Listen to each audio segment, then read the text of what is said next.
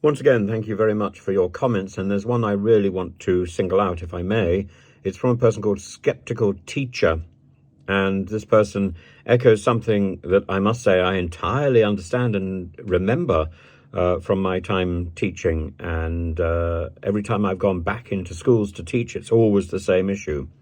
Skeptical Teacher says, and we're talking about the bibby Stockholm, the Portland barge, the place to house refugees, 500 male refugees, without entertainment, without a pool room, without a bar, without distraction of any sort. And it doesn't matter how well furnished this place may be, and I suspect it's not.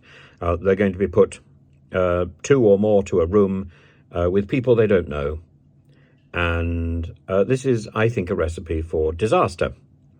I've said it in the past, and somebody rather rashly misquoted me or misrepresented me to suggest that I was probably inciting a riot. I'm not. But I think that the putting 500 men, young men, in a barge, locking them up without entertainment, without without hope, in a sort of visa limbo, is a recipe for disaster, and I am horrified that this might even be the plan. Anyway, Skeptical Teacher said, as a teacher, I think it's a terrible idea. Just seeing how kids behave with wet break. My goodness, I remember. And not having enough physical space. Restricted physical space is known in both humans and animals to create conflict. There we got it.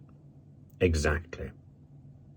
So we've had on these pages and the comments a comment from somebody who had experience of being inside prison and said the same sort of thing.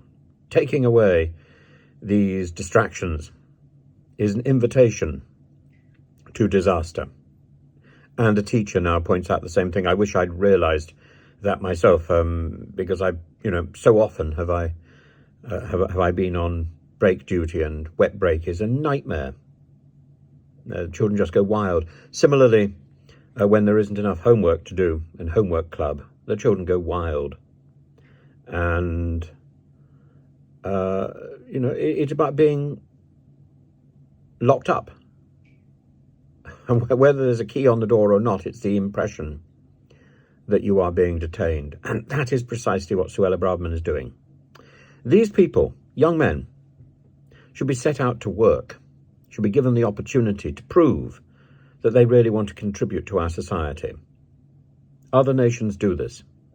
We don't. We keep we keep would-be refugees locked up under key, under curfew, for months, years, without hope.